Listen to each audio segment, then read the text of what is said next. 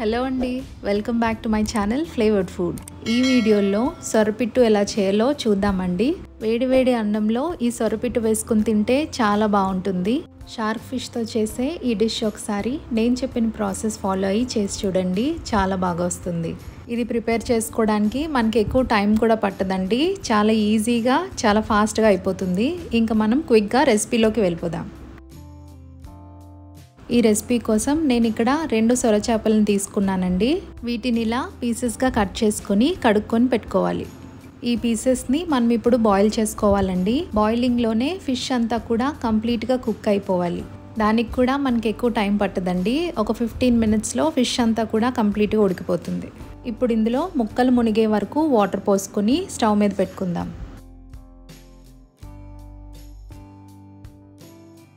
ఒక పావు tea spoon వరకు పసుపు వేసుకొని హై ఫ్లేమ్లో పెట్టుకొని ఒక పొంగు రానిద్దాం. ఇలా బాయిలింగ్ స్టార్ట్ అవుతున్నప్పుడు మీడియం ఫ్లేమ్లోకి టర్న్ చేసుకొని ఒక 10 నుంచి 15 నిమిషాల పాటు ఉడికించుకుందాం.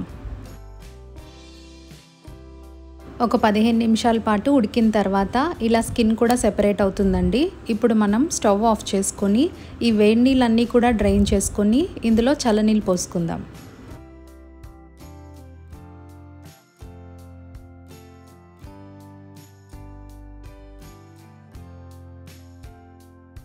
ఇప్పుడు ఈ ముక్కల పైన ఉన్న స్కిన్ అంతా కూడా రిమూవ్ చేసుకుందాం.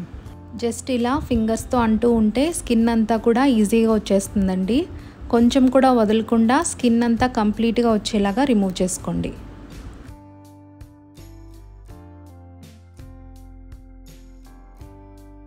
ముక్కలన్నీ కూడా ఇదే విధంగా క్లీన్ చేసి పెట్టుకుందాం. నేను ఇక్కడ చూపిస్తున్న ముళ్ళులు తీసేయండి. అలాగే లోపల కూడా పేగులు ఉంటాయి, అవన్నీ కూడా రిమూవ్ చేసుకోవాలి.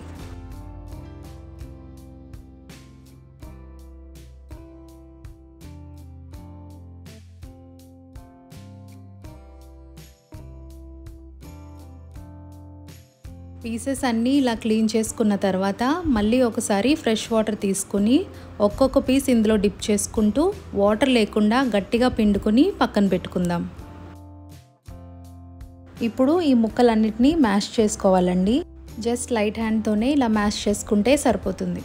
లోపలున్న బోన్స్ కూడా మరీ పొడుగ్గా ఉంటే ఒక 2-3 ముక్కలుగా కట్ చేసుకోండి. ఇప్పుడు దీన్ని పక్కన పెట్టుకుని మిగతా ప్రాసెస్ చూద్దాం. స్టవ్ మీద కడాయి పెట్టుకొని ఇందులో 1/2 కప్ వరకు ఆయిల్ వేసుకొని 1 కప్ వరకు చిన్న ముక్కలుగా కట్ చేసిన ఉల్లిపాయలు వేసుకొని ఫ్రై చేసుకుందాం. ఈ రెసిపీకి ఆయిల్ కొంచెం ఎక్కువ ఉంటేనే బాగుంటుందండి. ఇప్పుడు ఇందులో ఒక 3 పచ్చిమిర్చి పొడుగ్గా కట్ చేసుకుని వేసుకుందాం. ఆనియన్స్ మనం బ్రౌన్ కలర్ వచ్చే వరకు ఫ్రై చేయనక్కర్లేదండి, జస్ట్ ట్రాన్స్పరెంట్ అయితే సరిపోతుంది. ఇప్పుడు ఇందులో ఒక టేబుల్ స్పూన్ వరకు అల్లం వెల్లుల్లి పేస్ట్ వేసుకొని పచ్చివాసన పోయే వరకు ఫ్రై చేసుకుందాం. తర్వాత ఒక పావు టీ స్పూన్ వరకు పసుపు, తగినంత ఉప్పు, అలాగే 2 టేబుల్ స్పూన్ల వరకు కారం వేసుకొని ఒకసారి బాగా కలుపుకుందాం. ఇప్పుడు ఇందులో మనం ఉడికించి పెట్టుకున్న ఫిష్ అంతా కూడా వేసుకొని ఫిష్కి ఉప్పు కారం పట్టే విధంగా బాగా మిక్స్ చేసుకుందాం. మూత పెట్టుకొని ఒక 6-7 నిమిషాల పాటు లో ఫ్లేమ్లో పెట్టుకొని ఫ్రై చేసుకుందాం. ఫిష్ ఆల్రెడీ ఉడికిపోయింది కాబట్టి ఇది వేగడానికి కూడా ఎక్కువ టైం పట్టదండి.